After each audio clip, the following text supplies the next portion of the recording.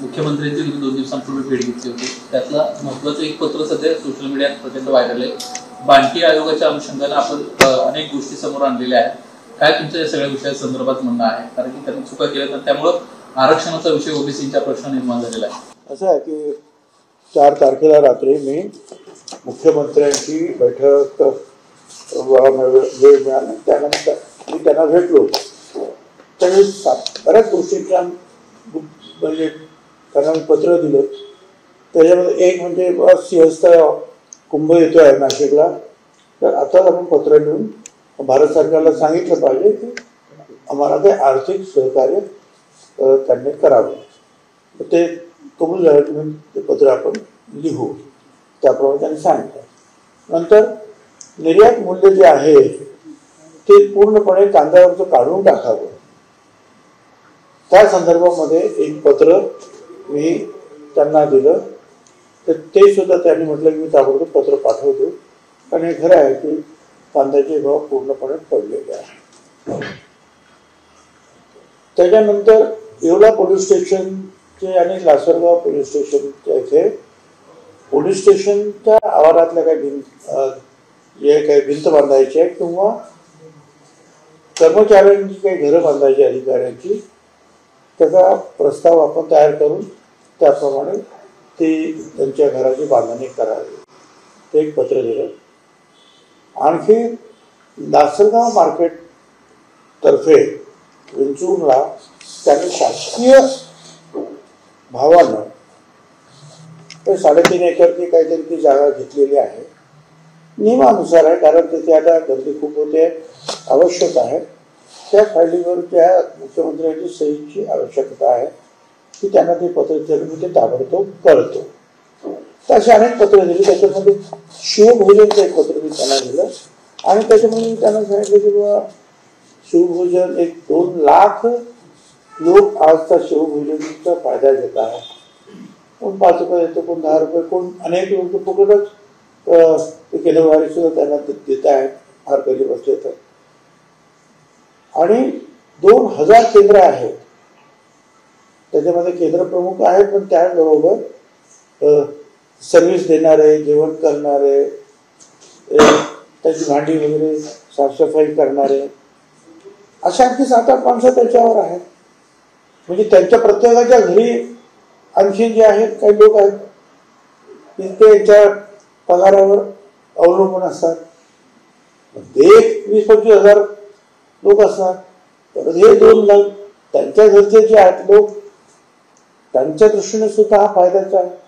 आणि एकूण 2 लाख लोक ज्या वर्षभर जेवतील आणि केंद्र चालवतील, त्यावेळेस एकूण खर्च किती आहे तर 269 कोटी खर्च आहे. तर मी त्यांना सांगितलं की हा खर्च जो आहे महाराष्ट्र सरकारच्या दृष्टीनं अतिशय नगण्य आहे. ज्यावेळी आपण 5,000 कोटी, 10,000 कोटी, 20,000 कोटी, 25,000 कोटीचे मोठे मोठे प्रोजेक्ट्स आपण करतो आहोत डेव्हलपमेंटचे, आणि ते करायला पाहिजे, तर मला काही विरोध नाही. परंतु 2 लाख लोक जे आहेत ज्यांना दुसरं काहीच मिळत नाही आहे, आणि चांगली माणसं काय जेवढ जात नाही तिथे, अतिशय गरीब, त्यांच्याकडे काहीच नाही, ती माणसं जेवतात. आणि ही माझ्या दृष्टीनं सरकारची अतिशय उत्तम योजना आहे की डायरेक्ट गरीब माणसाला त्याचा फायदा मिळतो आहे. मग ते काही ठिकाणी हॉस्पिटल तिथेच केंद्र आहेत, त्या हॉस्पिटलमध्ये जाणाऱ्या लोकांना त्याचा फायदा होतो. काही ठिकाणी कलेक्टर किंवा तहसील कार्यालय वगैरे असे काही तिथे, किंवा मार्केट कमिटीच्या इथे आहे सुद्धा, किंवा हमाल पंचायत वगैरे तिथे अतिशय गरीब माणसं जे आहेत, हातावर पोट भरणारे, या माणसांना, गरिबांना ते फायदा होतो. ते बंद करू नये अशी मी त्यांना विनंती केलेली आहे. त्यांना असं प्रथम दर्शक वाटतं की त्यांना माझी म्हणणं जे पटलेलं आहे. आणि त्या अगोदर एका कार्यक्रमामध्ये, लोकसत्तेच्या कार्यक्रम, वर्तमानपत्राच्या कार्यक्रमाला 3-4 मंत्री भेटले, ते सुद्धा त्याबद्दल असंच कसं बंद करता येईल ताबडतोब आपल्याला.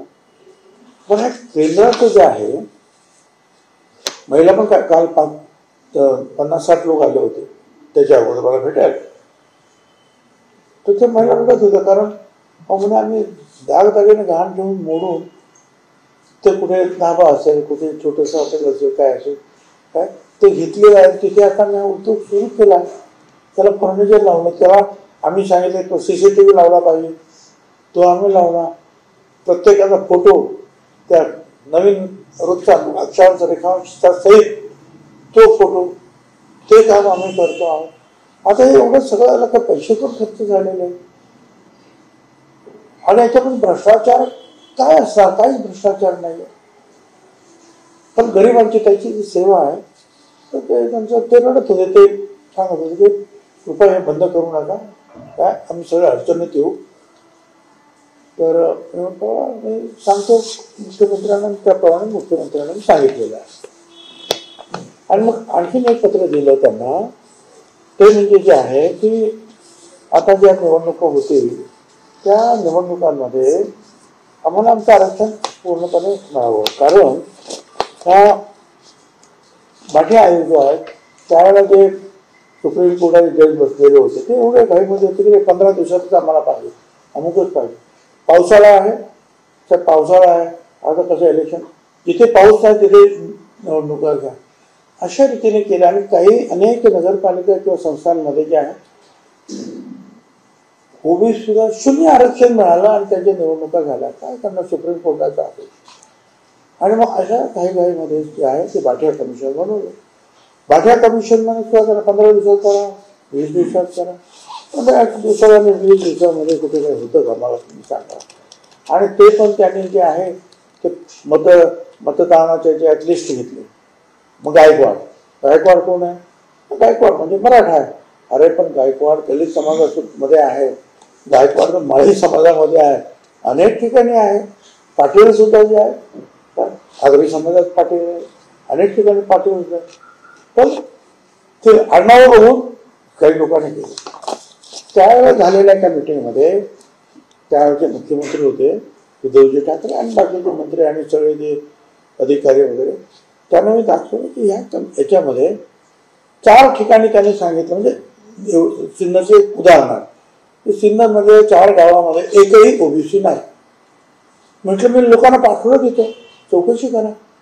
तर 2 गावामध्ये तर सरपंचच ओबीसी आहे आणि एकूण 40 गावामध्ये 60% वरती ओबीसी आहे. आता जर हे अशी जर आकडेवारी जर असेल तर कसं काय आपण हे सगळं मान्य करायचं? तर सगळ्यांना म्हणणं पडलं की आता असं बघा की त्यांनी जे डेटरमाइन दिले सुप्रीम कोर्टाने, आपण आता काहीच नाही केलं ना तर आपलं सगळं शून्यावरच सगळं जाईल आपलं कामाचं. पहिले काय केलं तर आता हे पण आपलं असेल. आणि मग ते आम्ही ते म्हटलं ठीक आहे जाऊ दे पुढे. पण या बाठिया कमिशनने जे आहे ती आकडेवारी जी आहे अतिशय चुकीची त्यांनी जे आहे सादर केलेली आहे. कुठली जी आहे कसोट्या ज्या आहेत काय ते कसोट्याचं पालन करायला पाहिजे आमचं म्हणणं. आणि आमचं आरक्षण संपूर्ण जे आहे 27% पहिल्या पैकीमध्ये ते टिकलं पाहिजे. आता आमचं जे काही चाललेलं आहे त्याच्यामुळे जे काही अभ्यास सांगतो आहे की ग्रामपंचायतीपासून इतर अनेक ठिकाणच्या 33,834 ठिकाणी ओबीसीच्या जागा घटलेल्या आहेत. महानगरपालिकेमध्ये 67 जागा कमी झाल्या आमच्या, नगर परिषदेमध्ये 192 जागा, नगरपंचायतीच्या 182, जिल्हा परिषदेच्या 142, पंचायत समिती 344, ग्रामपंचायतीमध्ये 32,960 एवढ्या जागा साधारण घटल्याचे दिसतात. आमचं म्हणणं आहे की बाबा हे जे आहे त्यांनी सांगितले बरोबर नाही आहे. आणि 397 ग्रामपंचायतीची माहितीच त्या अहवालामध्ये नाही. नंतर 984 गावांमध्ये त्यांनी सांगितलं 0 लोकसंख्या आहे ओबीसीची. 7,662 ग्रामपंचायतीमध्ये 0 राखीव जागा दिलेल्या आहेत. आता हे असं एवढं अडचणीचं आहे. महानगरपालिकांमध्ये सांगतात फक्त 10% ओबीसी आहे. नगर परिषद पालघर, नाशिक, नागपूर, नांदेड, रायगड या जिल्ह्यामध्ये त्यांनी सांगितलं फक्त 7 ते 10% आहे. नगरपंचायतीमध्ये गडचिरोली जिल्ह्यातील भामरागड, एटापल्ली, कोरची, मुलचेरा, तसेच गोंदिया, नंदुरबार, पालघर, नाशिक, यवतमाळ काही तालुक्यामध्ये ओबीसीचं लोकसंख्या प्रमाण 0 दाखवलेलं आहे. एकही जागा ओबीसीची म्हणजे गडचिरोली, नंदुरबार 3 जिल्ह्यामध्ये तो 0 जागा. कसं काय आम्हाला चालेल? आणि म्हणून म्हटलं हे चुकीचं आहे संपूर्णपणे. आम्हाला आमचं आरक्षण जे आहे ते मिळालं पाहिजे काय. आणि ते सगळं ते आरक्षण आमचं कुठे कमी होता कामा नये. हे ठीक आहे, तिथे पेसा ऍक्ट लागू झालेला आहे, तिथे आमच्या काय सुप्रीम कोर्टाची ऑर्डर आहे, आदिवासी आणि त्यांच्या त्या SC प्रमाणामध्ये त्यांच्या जागा सोडा, ते बरोबर आहे. पण बाकी कुठल्याही परिस्थितीमध्ये आमच्या जागा आम्हाला पूर्णपणे मिळायला पाहिजे. आणि त्यासाठी जे आहे आपण जे आम्हाला आश्वस्त करायला पाहिजे आणि सांगितलं पाहिजे.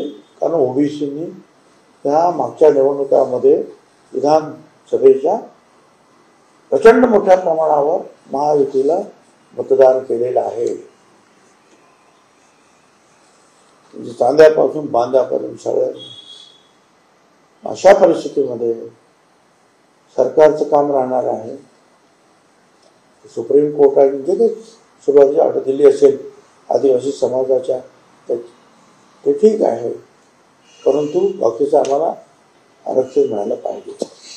मी मंत्रिमंडळात असताना हे सुद्धा मांडलं होतं की सध्या एक नाशिकमध्ये आपण सांगितलं आदिवासी आहेत म्हणून ओबीसी कमी, कारण 50% आत्महत्या, ठीक आहे मान्य केलं.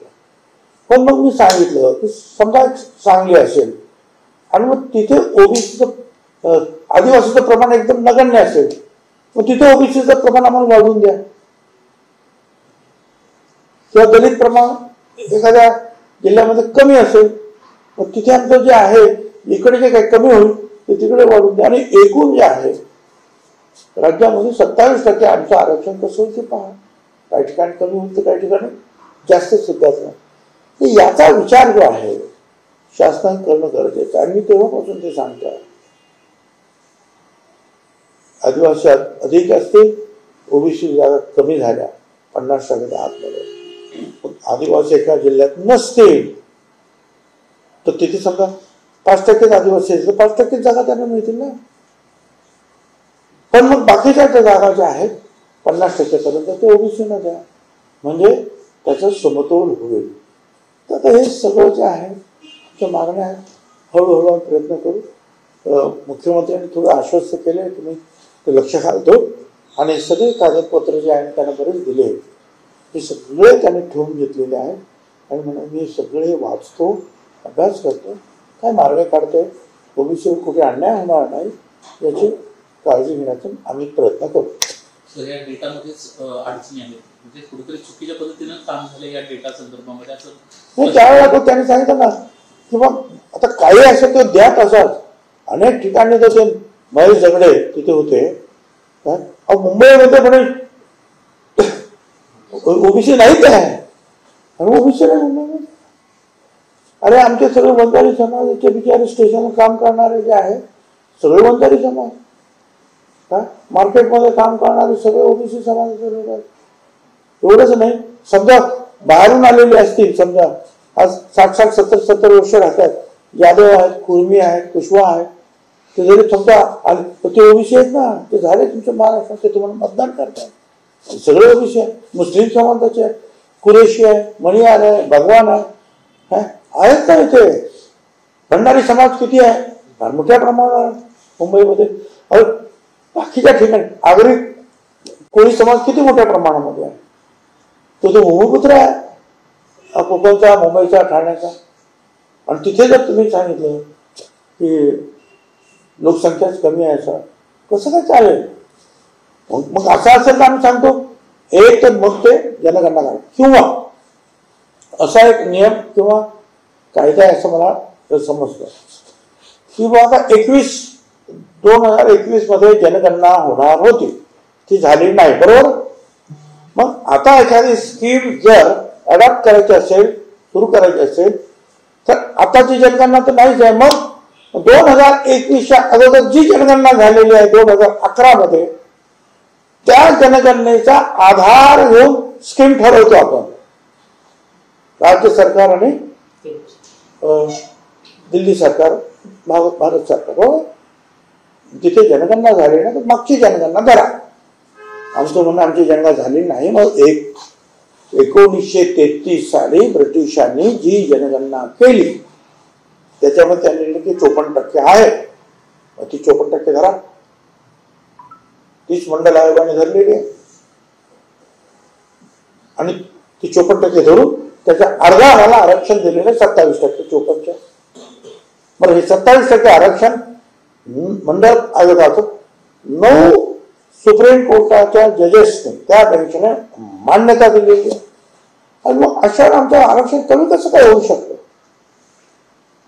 माझी विनंती आहे, सरकारला विनंती आहे, त्याचबरोबर ओबीसी मध्ये सुद्धा काम करणारे कार्यकर्ते असतील, मंत्री असतील, वकील असतील, सॉलिसिटर असतील, त्यांनी पुढे येऊन हे प्रश्न मांडले पाहिजे.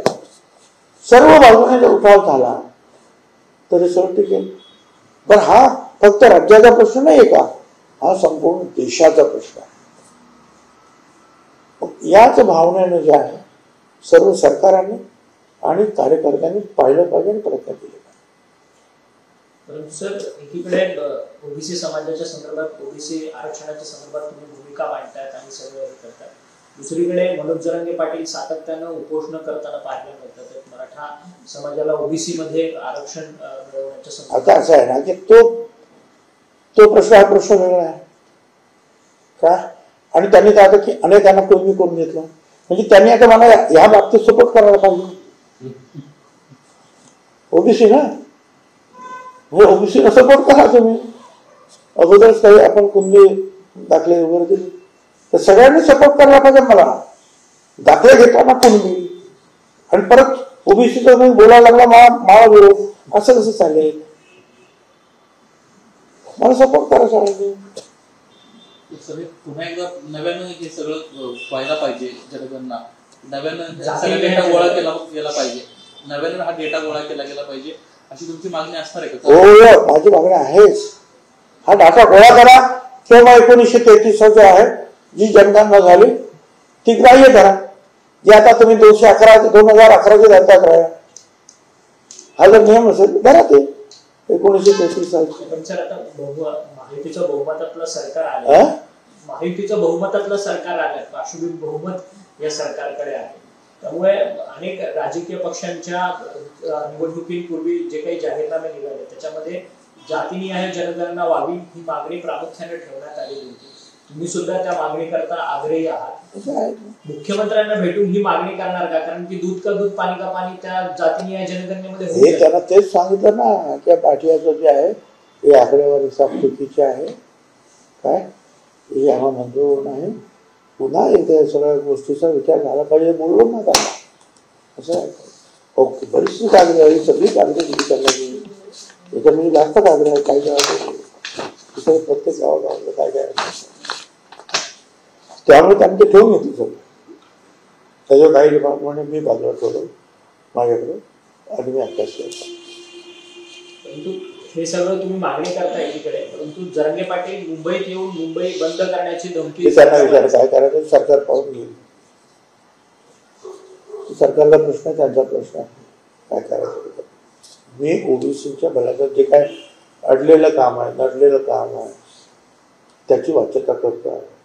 ज्यांना ज्यांना ओबीसी बद्दल प्रेम आहे त्याने मला सपोर्ट करा. धनंजय मुंडेच्या बाबतीमध्ये आपण एक स्पष्टपणे भूमिका मांडली होती की धनंजय मुंडे जर दोषी असतील तर कारवाई व्हायला पाहिजे, नाहीतर आधी ह्या ट्रायल जे चालू ती नाही व्हायला पाहिजे असं स्पष्टपणे म्हटलं होता. आता अंजली दमन यांना काही आरोप त्यांच्यावर केले की कृषी खात्यामध्ये वेगवेगळ्या वस्तूंची खरेदी चढ्या दरांना त्यांनी केली. एबीपी माझा देखील ही बाब पडताळण्याची प्रयत्न केली, त्याच्यामध्ये चढ्या दरांना कृषी विभागानं अनेक वस्तूंची खरेदी केल्याचं समोर आलेलं आहे. भ्रष्टाचाराची एक बाब या निमित्तानं स्पष्ट होते. अजून धनंजय मुंडेचा राजीनामा घेतला जात नाही, एवढे सगळे आरोप होऊन येते. मला असं माहिती या बाबतीमध्ये धनंजय मुंडेच्या बाबतीत मी यापूर्वी बोललेलो असतो की दोषी नसतील तर कारवाई होता कामा. पण नुसते आरोप केला म्हणजे दोषी होणार असे नाही. पण ते आता सरकार आहे, मुख्यमंत्री आहेत, उपमुख्यमंत्री आहेत, ते पाहतील ना. दोषी असतील तर मग ते विचार करतील. पण आरोप केला म्हणून कोणीतरी कोणावर आरोप केला आणि त्याची शहानिशा करणार नाही असं नाही होणार. सर, ही महायुतीतली कुस्ती कधी थांबणार आहे? महायुतीतली कुस्ती थांबणार कधी आहे? कारण की पाशवी बहुमत आलंय महायुतीचं.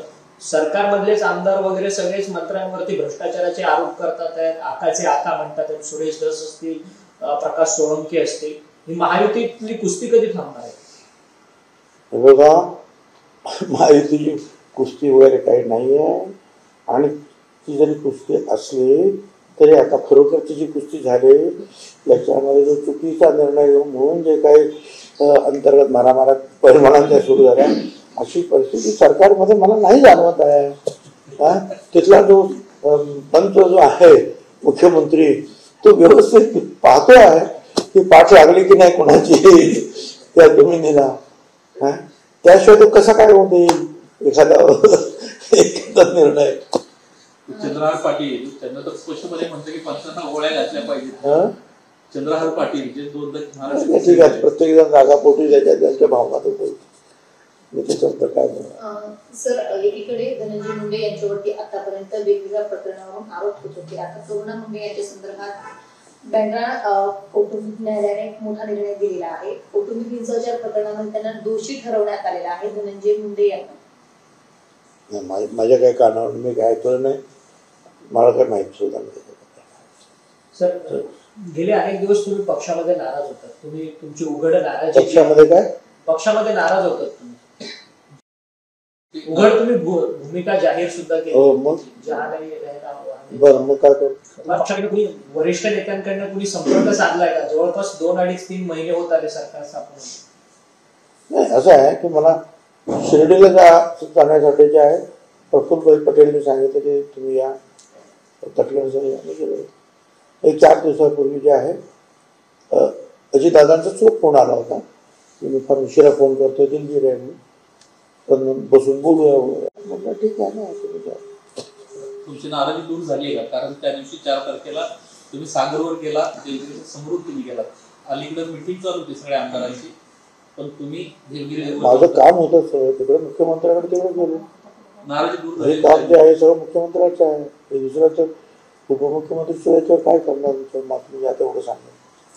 आणि नाराजीचं म्हटलं तर कोणतं नाराजी कमी झाली का, कोणतं नाराजी वाढली का, त्याचा बॅरोमीटर जो आहे थर्मोमीटर तो तर लावून पाहायला पाहिजे. नाराजीला किती कमी झाली का जास्त झाली, मग सांगतो एवढी पर्सेंटेज कमी झाली, एवढी वाढलेली आहे. दादांकडनं आता प्रयत्न केले जात आहे का तुमची नाराजी दूर करण्यासाठी? अजित पवार यांच्याकडनं आता प्रयत्न सुरू झाले आहेत का तुमची नाराजी दूर करण्यासाठी, किंवा मग तुमच्याशी ते थेट बोलतायत का? हे बघ, आता हा प्रश्न मला काही विचारू नका. मी सुभोजन असेल, मतदारसंघ असेल, ओबीसी असेल, व अन्याय झाला मोकळेपणाने सगळे प्रश्न मांडतोय, बोलतोय. हे काम करायचंच असतं ना. आमदाराने असेल किंवा एखाद्या कार्यकर्त्याने म्हणा किंवा नेत्याने म्हणा, ते करतोय ना. त्याच्यात काय कमतरता आहे का? काय कमतरता असेल ते सांगा. पण सर, सक्रिय राजकारणाची तुम्हाला जवळपास 40-50 वर्ष होत. आता काय करू? 57 वर्ष, मग काय करू? सर, एखाद्या इतक्या मोठ्या नेत्याची कुचंबना जर एवढी होत असेल तरी योग्य आहे का? महायुतीचं पाशवी बहुमत आलेलं आहे. आता योग्य अयोग्य मलाच तुम्ही विचार करा. शिवभोजन थाली बच्चू कडू यांना एक स्पष्टपणे म्हटलं, लाडकी बहीण योजनेवरून बच्चू कडूंना स्पष्टपणे म्हटलं की यांना निवडणुकीच्या आधी पैसे दिले, थेट पैसे देता येत नव्हते म्हणून सरकारच्या तिजोरीतून यांना पैसे दिले आणि लाडक्या बहिणींचे मतं घेतली. त्यावेळेस त्यांना स्क्रुटिनी ह्यासाठी केली नाही, कारण त्यांना त्यावेळेस मतं अपेक्षित होती या सर्व लाडक्या बहिणींची. आणि आता मात्र स्क्रुटिनी लावली आहे, कारण त्यावेळेस त्यांना मतं हवी होती म्हणून जाणीवपूर्वक सादर केला होता. त्यावेळेला सुद्धा नियम होते, पण त्या नियमाकडे दुर्लक्ष झालेलं होतं. त्यावेळेस हेच नियम होते, दुर्लक्ष झालेलं. त्याच्यामुळे जे आहे काही लोकांनी जे आहे ज्यांच्याकडे गाड्या घोड्या सगळे आहे, 4 काळे, त्यांनी पण फायदे घेतले. ते सरकार बघेल आता. सर, संपर्क मंत्री जे भाजपने आता ज्या जिल्ह्यामध्ये स्वतःचे पालकमंत्री नाही तिथे संपर्क मंत्री तिथे नेमणूक केलेली आहे. तर या गोष्टीकडे कसं पाहता, कारण की कुरघोडीचं राजकारण भाजपकडनं सुरू करण्यात आलंय का? हे बघा, आम्ही सुद्धा मी तो मंत्रिमंडळात होतो तेव्हा आम्ही सुद्धा संपर्क नेते नेमायचोच ना. जिथे आपला पालकमंत्री नाही तिथे आपल्या पक्षाच्या लोकांचं काम करायला संपर्क नेते म्हणून आम्ही नेमत होतो आम्ही. कुठे नाही, सगळं करतात. तो ठीक आहे, जरी माझ्या पक्षाचा तिथे पालकमंत्री नाही तर मग आपल्या पक्षाच्या बाबतीमध्ये जर काम करत असेल तर दुसरा एक मंत्री, तो कदाचित दुसऱ्या जिल्ह्यामध्ये आमच्या पक्षाचा मंत्री असेल तिथे पालकमंत्री, पण त्याला सांगितलं जायचं की आमच्या जिल्ह्यामध्ये आपला पालकमंत्री नाही तर तुम्ही एक संपर्क नेता म्हणून, संपर्क मंत्री म्हणून तिथे जरा लक्ष ठेवा आपल्या लोकांनी. प्रॅक्टिस आहे ती. एक शेवटचा प्रश्न सर, अक्षय शिंदे मृत्यू प्रकरणात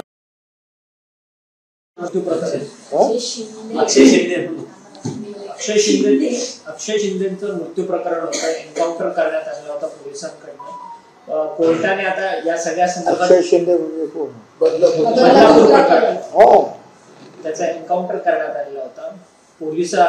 कोर्टाने तो एन्काउंटर जो आहे तो फेक ठरवला गेला, त्याची हत्या करण्यात आली अशा पद्धतीने निर्णय कोर्टाने दिलाय. कोर्टाकडनं सांगण्यात आलंय की त्या दोषी पोलिसांवरती गुन्हा दाखल करण्यात यावा. त्याच्यात पूर्ण चौकशी होईल ना नक्की काय झालं ते. आता पोलिसांचं सुद्धा काहीतरी म्हणणं असेल ना, मला काही कल्पना नाही, मी त्याचा अभ्यास केला नाही. परंतु ते एन्काउंटरमध्ये तो मारला गेला हे तर सगळ्यांना माहिती आहे. पण त्याचं नंतर नक्की जे आहे काय त्याची डिटेल चौकशी झाली की नाही, कोर्टाचं काय म्हणणं आहे ते तर पोलीस कमिशनर तिथले जे काही SP वगैरे ते बघतील काय झालं. सर, शिवभोजन थाली ये स्कीम शुरू रहनी चाहिए, इसके लिए आपने मुख्यमंत्री देवेंद्र फडणवीस को पत्र लिखा है, मिलकर उनसे चर्चा की है, क्या कहेंगे इस बारे में?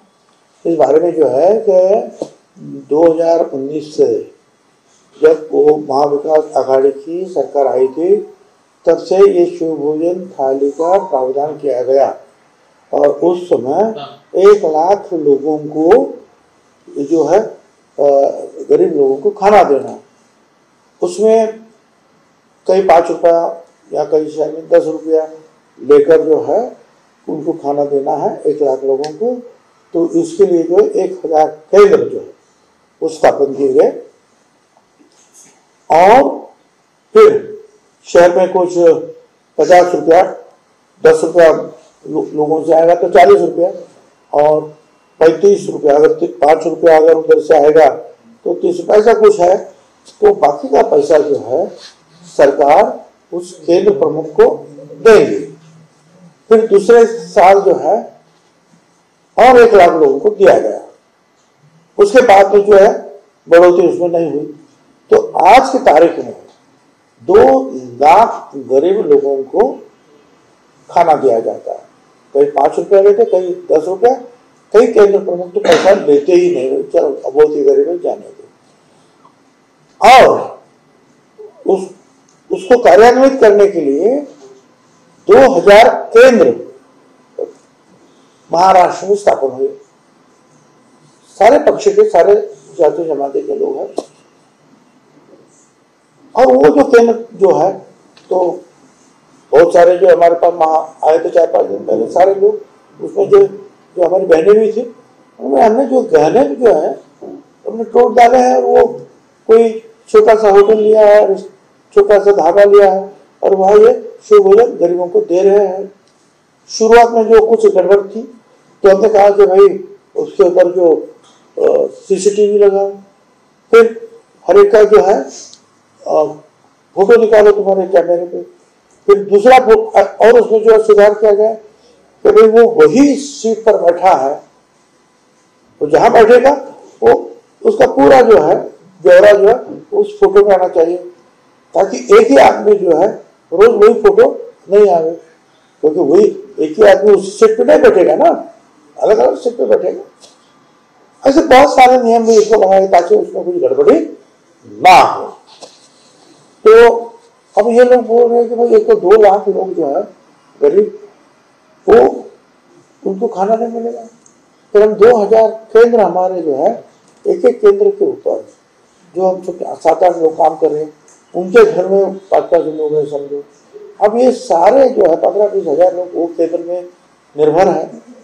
अब उनकी तो रोजी रोटी चली जाएगी और फिर उसमें जो पैसा जो लागत जो लगाया है अब उसका क्या करें, क्योंकि उसमें फिर जो है बर्तन लाने पड़े, कुछ जो बागड़े हैं, कुर्सियाँ वो करनी पड़ी, सीसीटीवी लाओ, ये करो वो करो, परमिशन का भी खर्चा। अभी क्या अचानक सब बंद होगा तो हमारा क्या होगा, तो वो लोग भी मरेंगे भूखे और हम लोग तो रास्ते पे आएंगे। इसलिए सारे लोग मुंबई के 2-3 दिन से आए हुए थे, मुझे भी मिले और मैं समझता हूँ कि सारा खर्चा 2 लाख लोग खाना खाते हैं तो 269 करोड़ रुपया साल में लगता है। साल भर में 2 लाख लोग खाना खाता है, 2 लाख लोग और 2000 केंद्र चलते हैं तो पूरा खर्चा एक साल में 269 करोड़ या 260 करोड़ आता है। तो मैंने कहा यार हमारा जो काम जो है डेवलपमेंट के काम होते हैं, दूसरे काम होते हैं, उसको देखा जाए तो ये बिल्कुल ही नगण्य है ना, बिल्कुल छोटी अमाउंट है जो, और वो गरीब को डायरेक्ट फायदा मिल रहा है, जिसके पास कोई गाड़ी नहीं, घोड़ा नहीं, कुछ भी नहीं है। और जो अच्छा है सब जो मध्यम वर्गीय भी वो तो नहीं जाएगा ना खाने में उधर, तो सब लोग देखते हैं ना तो कौन आया था खाने में, 5 रुपए में फोकट खाने वाला, बहुत ही गरीब जो है तबके के लोग हैं। तो मैंने मुख्यमंत्री से प्रार्थना करके भाई इसको बंद मत करो, कम से कम ये जो और बहुत लोकप्रिय ये स्कीम योजना महाराष्ट्र की है, बड़े 2 लाख की है क्या, बहुत ही। और दक्षिण भारत में कई जगह पे ऐसी योजनाएं हैं जिसमें गवर्नमेंट पैसा भरती है और थोड़े में जो लोगों को खाना मिलता है। उसी पर से जो इस योजना को उठाया गया था,